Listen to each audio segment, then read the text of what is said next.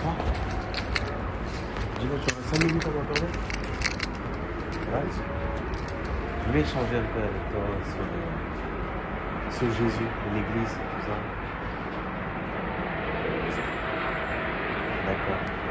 Qu'est-ce que tu en penses aujourd'hui de l'Église quelquefois de Jésus dont on nous parle?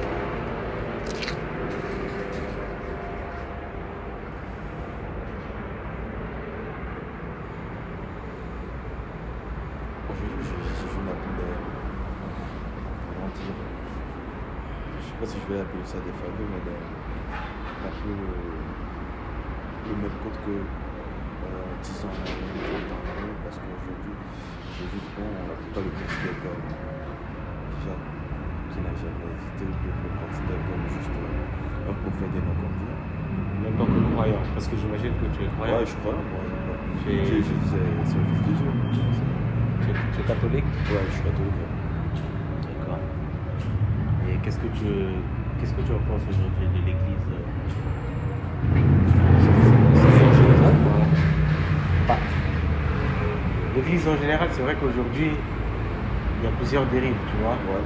Il y a beaucoup de choses, on parle. Mais le Jésus de la Bible, tu as déjà lu la Bible, non? Ouais. Tu as déjà lu? Ouais. Ok. Parce que, pourquoi je t'en parle de cela? Si tu veux, aujourd'hui, moi, je sors, j'échange avec les gens, je parle comme ça avec les gens. Mais ce que j'ai vu, ce que j'ai expérimenté, ce que j'ai compris en lisant, en essayant d'apporter ma pierre à l'édifice en fait. Sans aucun jugement, sans aucun truc, tu vois. Et j'ai constaté, parce que moi j'étais quelqu'un qui ne connaissait pas rien du tout, et puis quand j'ai reçu cet appel du Seigneur, donc j'ai commencé à m'intéresser, à commencer à lire. Au fur et à mesure du temps, en fait, j'ai constaté qu'il y a, comme s'il y a deux choses. C'est entre, comment dire, la religion et la relation avec Jésus. Ouais. Tu vois.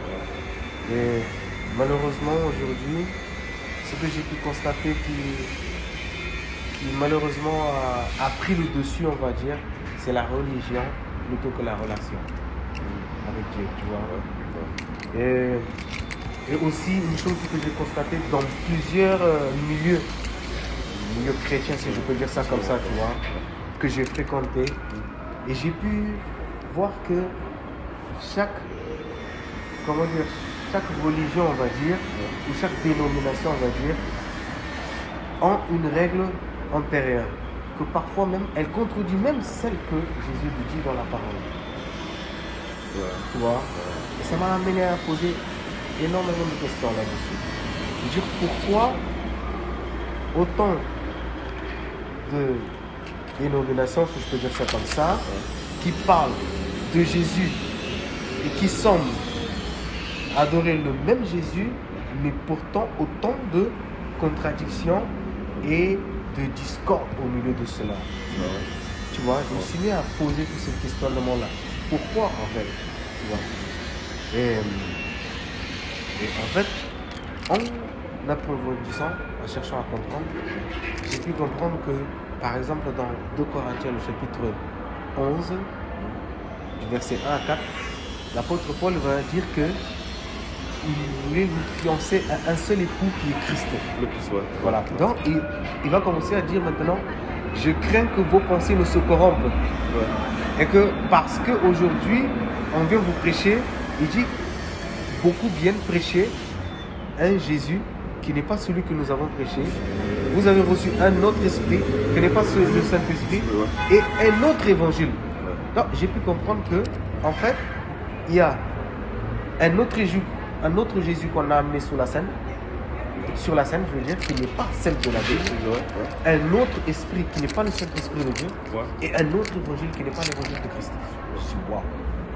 Justement, parce que même dans la Bible, Jésus, il a prédit tout ça, il a dit, il y aura à la fin, il y aura personne qui viendra en mon nom pour vous parler de moi, alors que c'est pas moi.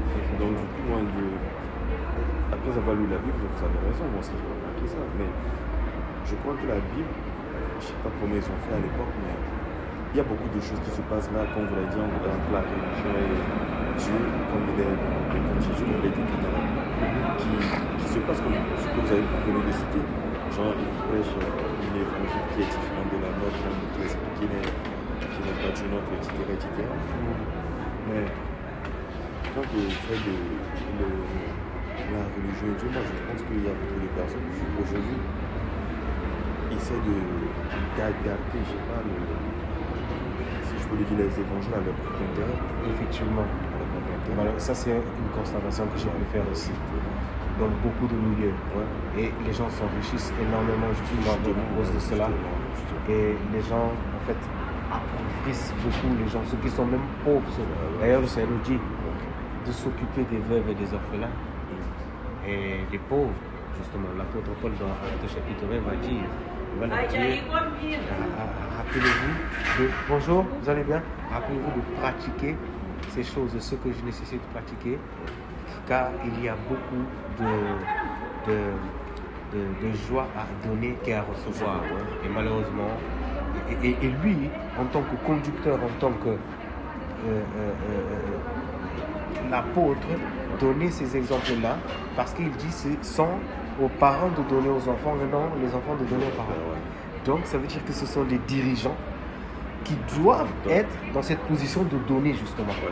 Et quand j'ai constaté ces choses-là, malheureusement, et moi j'ai passé par là aussi, où j'ai donné, j'ai donné beaucoup. Quand j'ai commencé à lire ces choses, le Seigneur a commencé à m'ouvrir les yeux sur ces choses-là. Et je dis, non, il y a un véritable problème qui se pose. Ouais. Oui, le problème.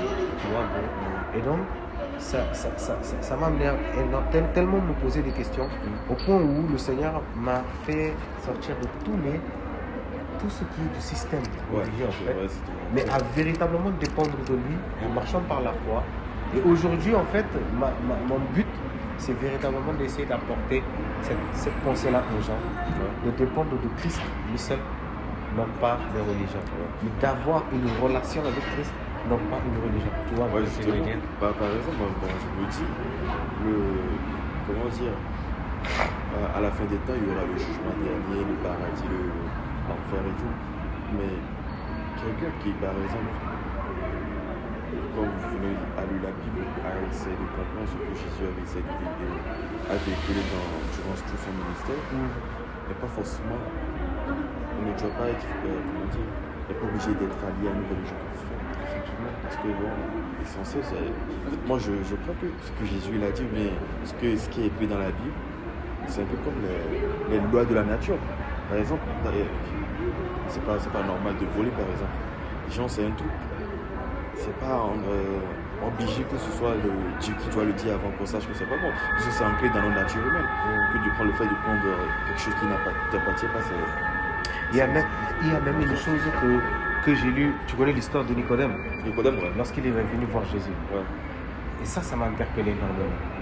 Et c'est ça, c'est des points sur lesquels j'aimerais interpeller les gens. Ouais. Bonjour, parce que Nicodème, qui était un docteur de la loi, qui prêchait la parole justement, et arrivé Jésus de lui, puisqu'il craignait les pharisiens, il arrive, il pose justement la question à Jésus. Et Jésus va lui répondre, si tu ne nais pas de nouveau, tu ne peux entrer dans le royaume des cieux. Et je suis wow. Et en fait, il dit, si tu ne nais pas d'eau et d'esprit, tu ne peux entrer, tu ne peux entrer dans le royaume des cieux. Et c'est la question que souvent je pose aux gens, es-tu né de nouveau? Est-ce que tu sais ce que c'est la nouvelle naissance? Tu vois, bon, si je te pose cette question-là, est-ce que toi tu es sûr que tu es né de nouveau? La nouvelle naissance, je crois que c'est pas le baptême de l'eau. Le baptême de l'eau du feu, si je me trompe pas. Et aussi, bon, aujourd'hui, c'est pas tout le monde qui est baptisé, si on peut le dire, mais la renaissance de nouveau dont il parle, moi je pense que c'est une sorte de remise en question. Essayer de couper avec son ancien vie et voilà, adopter la nouvelle qui est conforme aux Écritures. C'est ça. Tu vois, ce que j'ai pu voir dans les Saintes Écritures, c'est que justement, le baptême n'est pas la nouvelle naissance. Le baptême est un engagement d'une bonne conscience à suivre Christ. Par exemple, dans 1 Pierre, le chapitre 3, le verset 20, et il va nous dire que justement, que ce baptême-là que nous allons prendre au nom de Jésus n'est pas pour la purification du corps, mais que c'est un engagement d'une bonne conscience à suivre le Seigneur. Tu vois? Et la nouvelle naissance vient lorsque, justement, on entend la parole du Seigneur et qu'elle vient nous pénétrer dans notre cœur et qu'on la reçoit et qu'on croit de la bonne manière et de la bonne façon. Tu vois? Et ça, en fait, ça ne dépend pas de quelqu'un, mais c'est du Seigneur qui le fait. Tu vois? Et ça m'a amené encore beaucoup plus loin de me poser des questions. Parce que quand j'ai pu comprendre véritablement ce que c'est le baptême, ça m'a posé des questions. Parce qu'avant le baptême, il faut qu'il y ait, tu aies pu entendre la parole, il faut qu'il y ait une prise de conscience concernant le péché, il faut qu'il y ait une repentance avec un engagement de pouvoir aller se baptiser justement. Et moi, je me suis posé cette question-là et ça m'a énormément interpellé parce que je m'étais fait baptiser petit en étant enfant.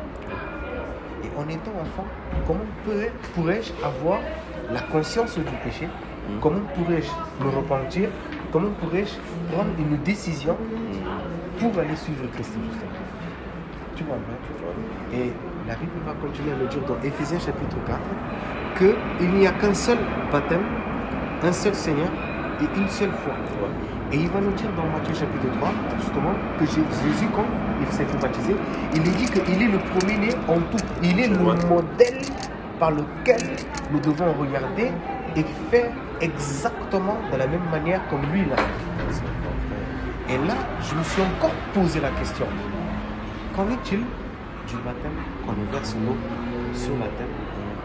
Puisqu'il n'y a qu'un seul baptême, et c'est celui que Dieu a dit qu'il va valider, qu'en est-il du baptême qu'on a reçu lorsqu'on est bébé? Qu'en est-il du baptême qu'on a reçu simplement avec de l'eau sur la tête? Alors que le baptême est un symbole d'un enterrement et la résurrection en Christ qui doit être totalement plongé dans l'eau, puisqu'il nous dit que le baptême aussi est une immersion plongée totalement, qui est le symbole d'enterrement. Et c'est la raison pour laquelle Jésus a été fait baptiser dans un cours d'eau, dans une rivière, par le prophète Jean le Baptiste, qui était le prophète de la repentance, nous montrant nous qu'avant d'aller à l'eau, nous devons nous repentir pour pouvoir aller. Tu vois un peu? Et ce sont des choses que quand le Seigneur m'a fait grâce de comprendre ces choses-là, j'ai appliqué la même chose. Parce que ce qui importe pour moi, c'est véritablement de marcher comme le Seigneur le dit, mais non pas comme on nous a pu dire ou on doit faire. Parce qu'il y a dans un autre passage, le Seigneur nous dit, éprouvez les esprits pour savoir si bien de Dieu. Examinez les Saintes Écritures. N'ajoutez pas à tout ce qu'on te dit, mais écoutez et examinez dans les Saintes Écritures pour savoir si ce qu'on vous dit, si ce qu'on vous enseigne, si ça vient de moi ou pas. Tu vois, parce qu'il est dit encore que il dit malheur à ceux qui retranchent la parole et qui enseignent à d'autres. Tu n'ajoutes rien et tu ne retranches rien. Tu vois. Et donc ce sont ces choses-là que je voulais t'interpeller dessus. Si tu crois véritablement de la bonne façon au Seigneur, si dans tout ce dont on a parlé là, si tu n'es pas, on va dire, si ta vie même, dans ce que tu as fait, s'il n'est pas en accord avec cela, que tu puisses te mettre en règle avec cela. Parce que le plus important, mon frère, c'est ta vie. Parce que tu sais, tu peux mourir à n'importe où. Et si on n'est pas conforme avec les Saintes Écritures, ça va nous poser problème. Tu vois un peu? Donc c'est mon interpellation, elle est là-dessus. C'est juste nous attirer l'attention. Même ce qu'on nous a dit, on nous a enseigné, nous vérifions dans les Saintes Écritures pour savoir si ce qu'on nous a dit est véritablement vrai. Tu vois comment Merci pour le partage. Merci. Ciao, ciao. Ciao. Ciao.